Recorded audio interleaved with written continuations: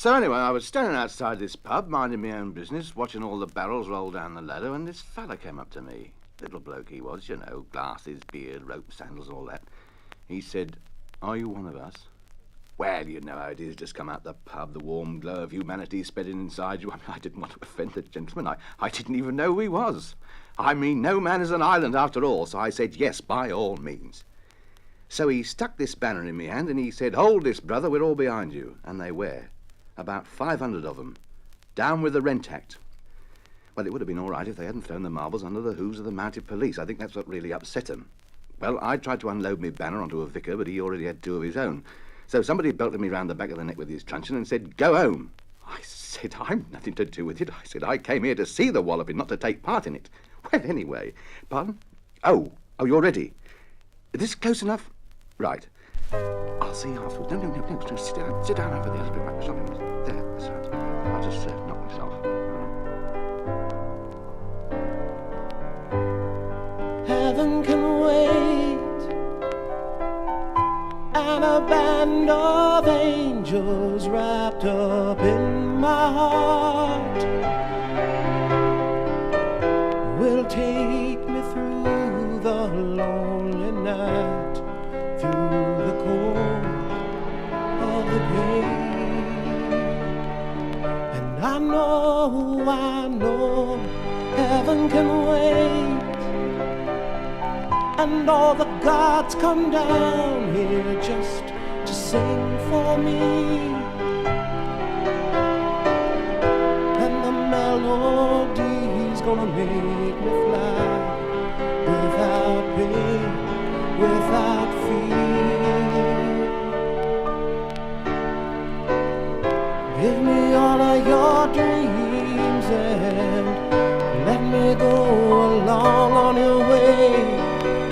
Give me all of your prayers to sing, and I'll turn the night into the skylight of day. I've got a taste of paradise. I'm never gonna let it slip away. I got a taste of paradise. If I had it any sooner, you know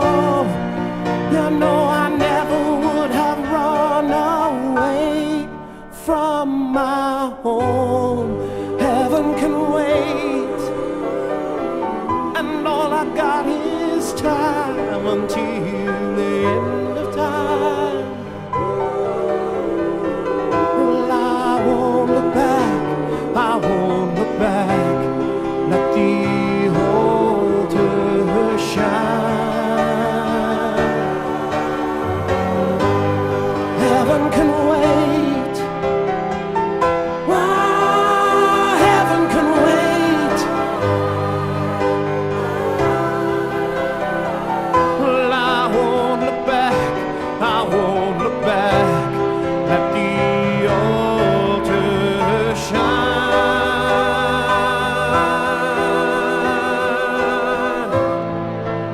Let the altar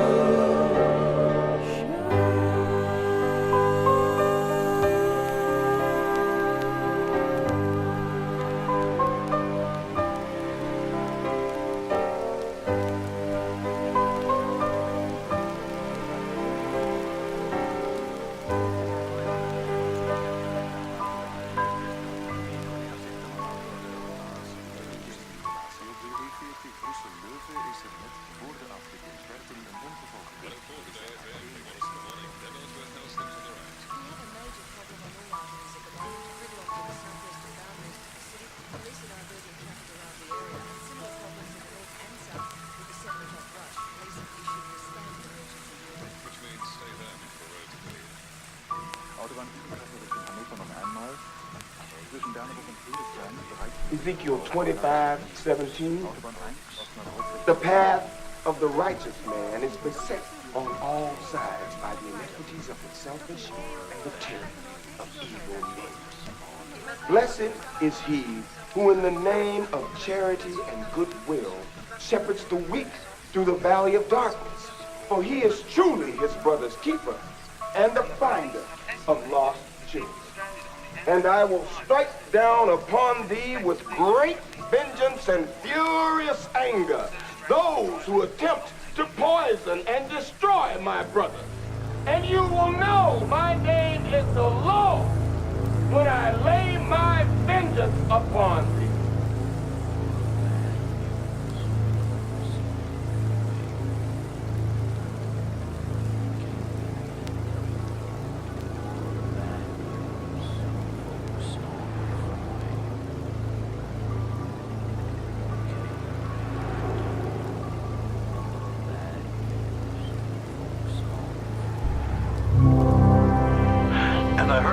In the midst of the four beasts, and I looked, and behold, a pale horse, and his name that sat on him was Death, and hell followed with him.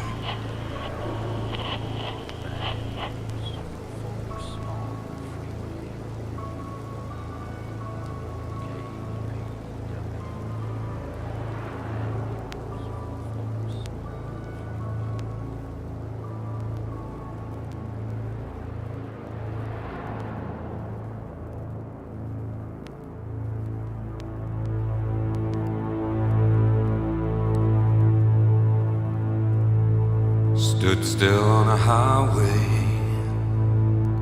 I saw a woman by the side of the road, with a face that I knew like my own, reflected in my window. Well, she walked up to my quarter light, and she bent down real slow. A fearful pressure paralyzed me in my shadows. She said, "Son, what are you doing here?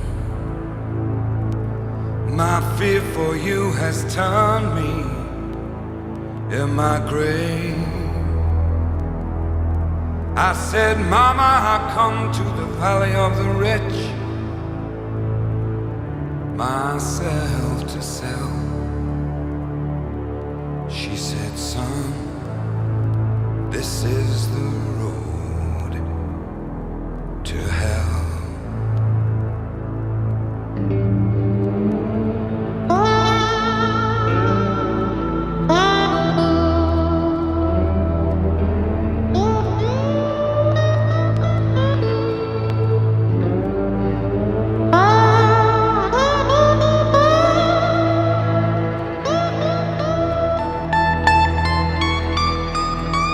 On your journey across the wilderness, from the desert to the well, you have strayed upon the motorway to hell.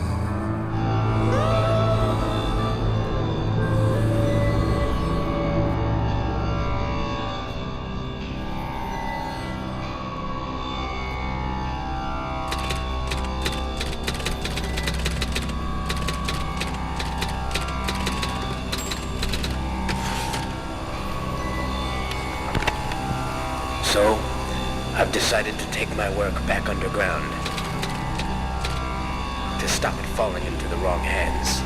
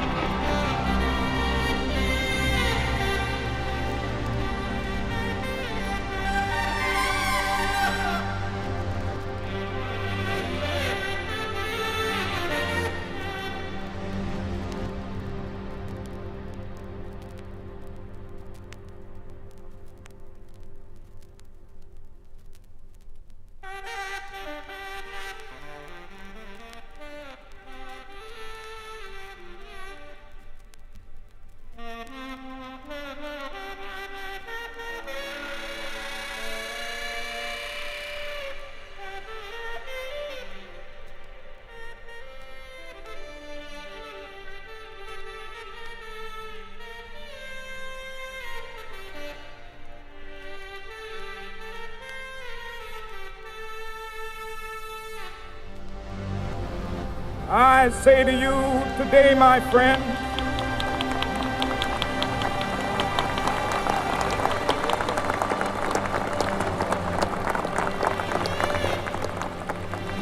so even though we face the difficulties of today and tomorrow, I still have a dream. It is a dream deeply rooted in the American dream. I have a dream that one day this nation will rise up and live out the true meaning of its creed. We hold these truths to be self-evident, that all men are created equal.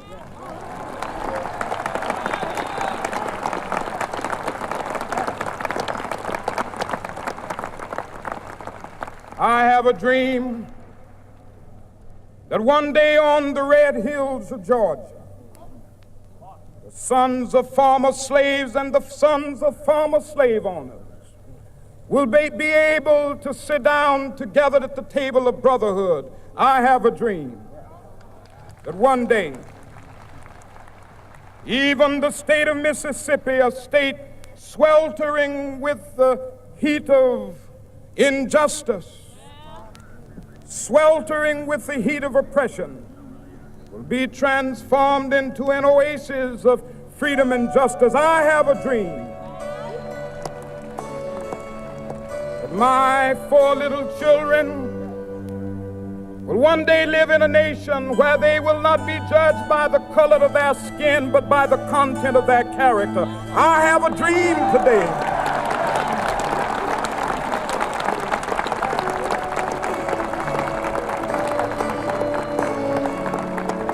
I have a dream that one day down in Alabama, with its vicious racists, with its governor having his lips dripping with the words of interposition and nullification, one day right there in Alabama, little black boys and black girls will be able to join hands with little white boys and white girls as sisters and brothers. I have a dream today.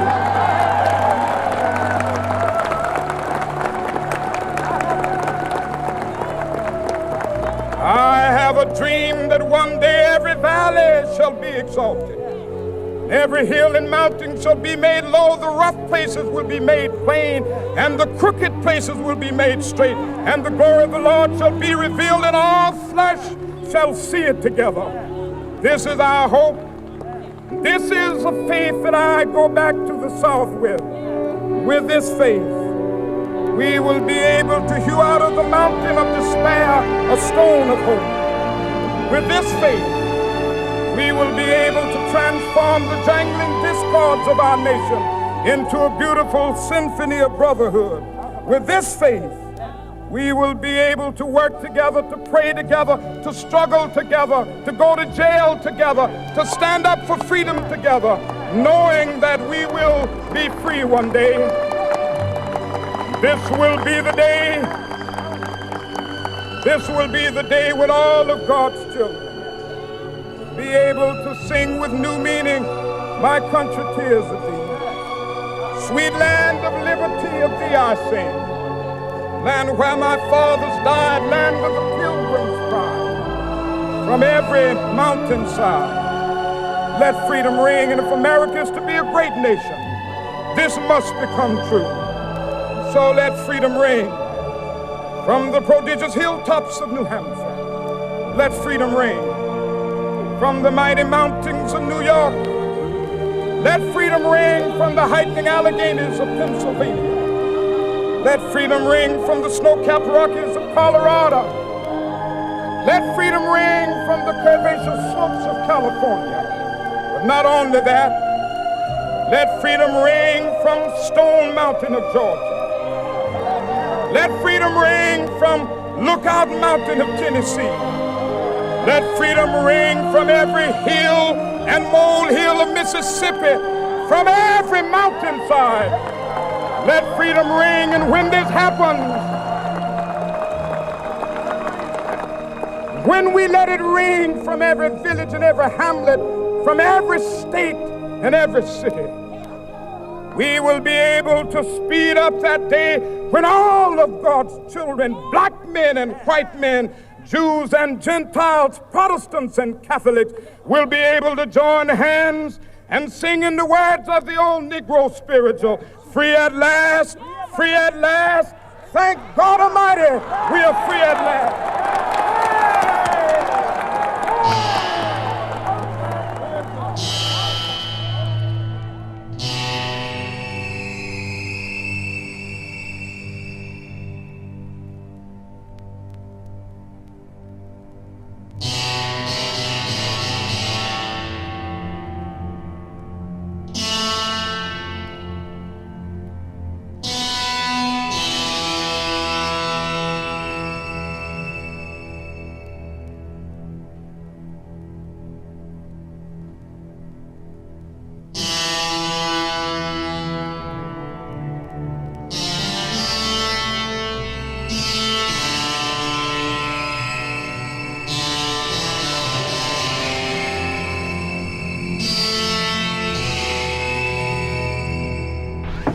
Come in, shut the door.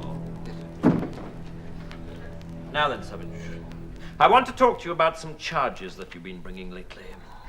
I think that perhaps you're being a little overzealous.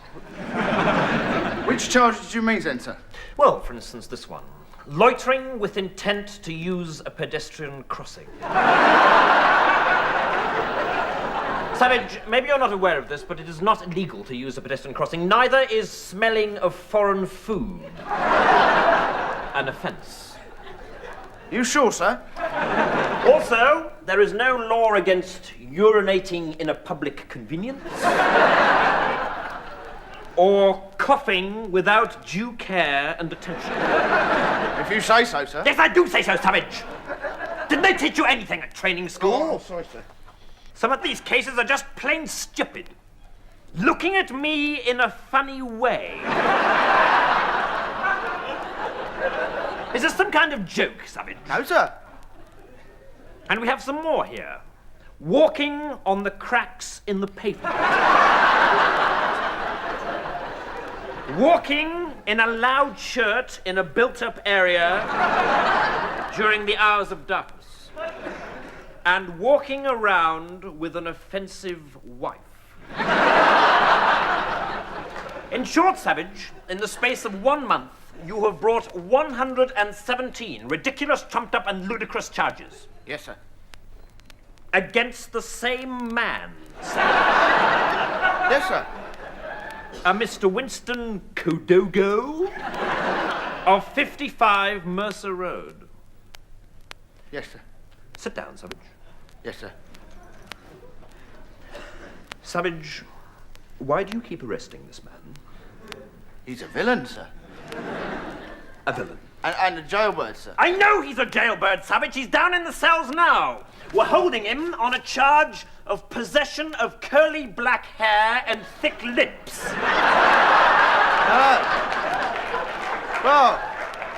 Well, there you are, sir. You arrested him, Savage. Thank you, sir. Savage, would I be correct in assuming that Mr. Kodogo is a coloured gentleman? Well, I can't say I've ever noticed, sir. Stand up, Savage. Savage, you're a bigot. It's officers like you that give the police a bad name. The press love to jump on incidents like this, and the reputation of the force can be permanently tarnished. Your whole time on duty is dominated by racial hatred and petty personal vendettas. Did you get some kind of perverted gratification from going around stirring up trouble? Yes, sir.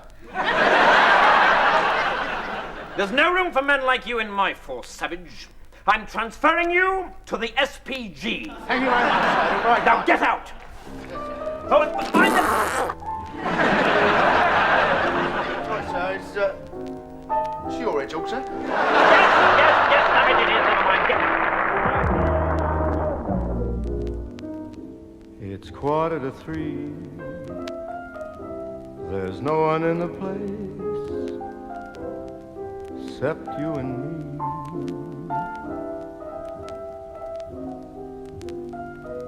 So set 'em up, Joe. I got a little story I think you should know.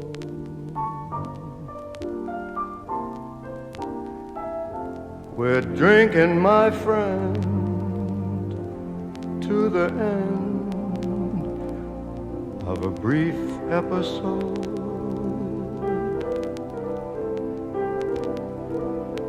Make it one for my babe and one more for the road.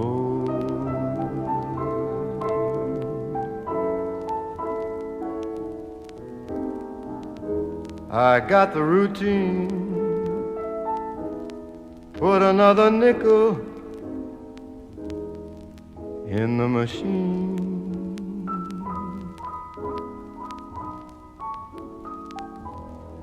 Feeling so bad, can't you make the music easy and sad? I could tell you a lot, but you've gotta be true to your code. Just make it one for my baby and one more for the road.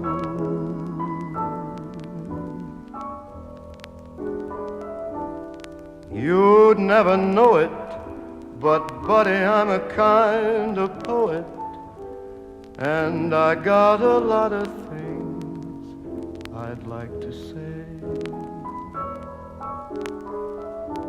And when I'm gloomy, won't you listen to me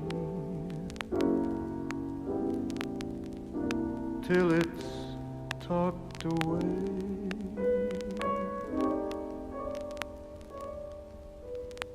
Well, that's how it goes. And Joe, I know you're getting anxious to close.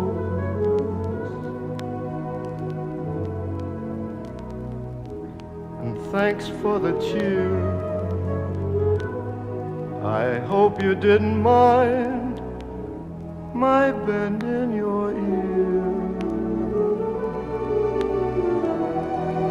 But this torch that I found, it's gotta be drowned, or it soon might explode.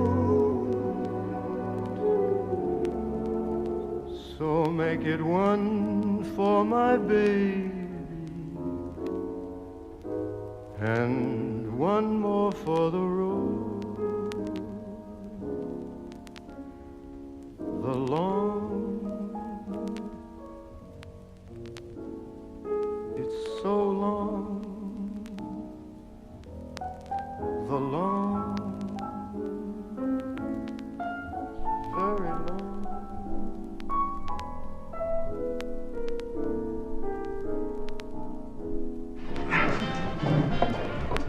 Schubacher here is first mate on a ship that might suit us.